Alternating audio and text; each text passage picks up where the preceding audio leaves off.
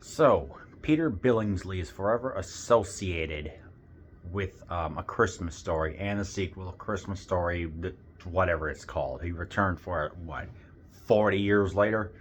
You know, his face is all, and all the merchandise and everything.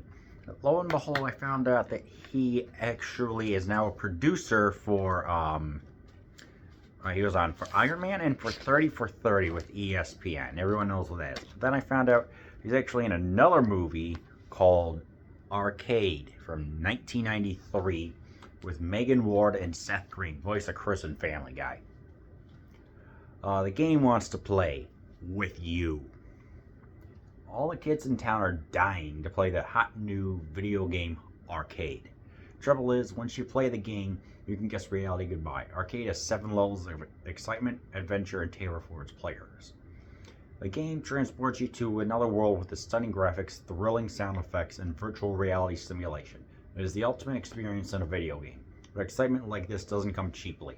When you battle with Arcade, you're putting your life on the line. The kids have accepted this challenge and are absorbed into the game. Only Alex, Megan Ward, realizes that the mysterious disappearances are linked to Arcade.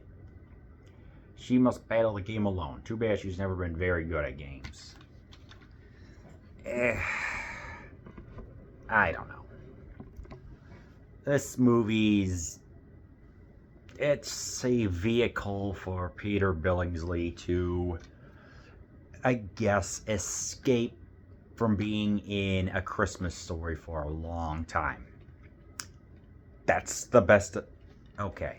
Like I said, it's refreshing to see him not play little Ralphie and have a little Red Ryder BB gun, but this movie kind of blows. I mean, yeah, for 19... Okay, let's be fair. For 1993, it does have some good graphics. Obviously, they have kind of aged by today's standards, but to have the rendered backgrounds, like the first level they have to run through and try and avoid spikes protruding from walls. For 93, this stuff is pretty far ahead of its time. It's, I would say, roughly PS1 to early PS2 day graphics, PC stuff like Wolfenstein and Doom. That would be the closest I can think of to describe it. They go through 7 levels. They go through a desert. There's a where they have to try and go into a city, I guess you could say. Like the left one, like you're going to take the left boat or the right boat, and it's interesting. It's cool to see, like the kids that try to play and then they lose. They have to be like a ferryman or ferrywoman in this case. So it's at least interesting to see what happens to them and how the game has to be completed and played. So yeah, and it's what was going on with the Virtual Boy and Nick Arcade and stuff like that. I mean, yeah, obviously it's a green screen, but when they implement the graphics, it does look like you're in a game. So again, for 1993, I have to commend them. And even Peter himself was like, he actually helped fix some of the graphics to make it look better than what was done. I mean, this is done, I guess, on a budget of, what was it? $650,000. So that would be $1,359,900.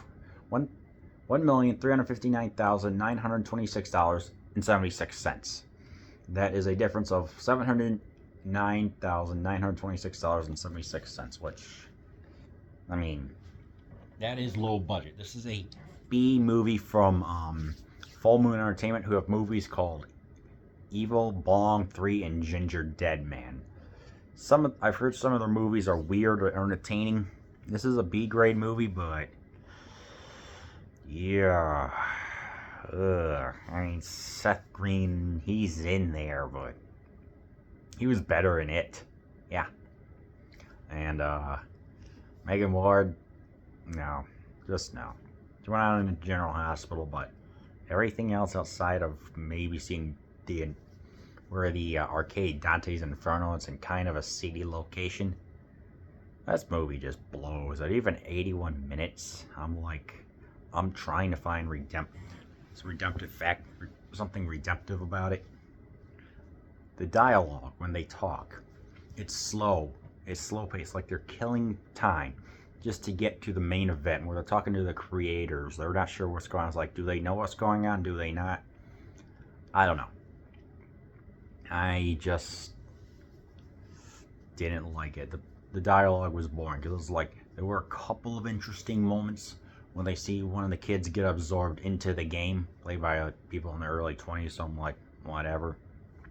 I don't know. It just felt like they were trying to make something, but when you've got slow dialogue, slow pacing,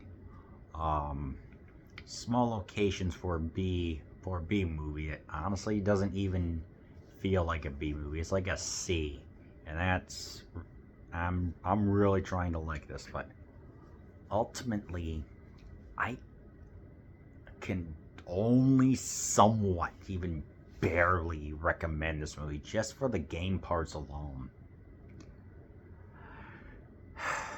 I like certain things about it, but just most interesting piece was that Disney actually managed to sue Full Moon Pictures successfully because the little bike race that was going on was very familiar to Tron from 1984, and I think they had to kind of maneuver things out, pardon the pun. So I don't know. Yeah, so how do I feel about Arcade? It's great to see Peter Billingsley. It's great to see him leave.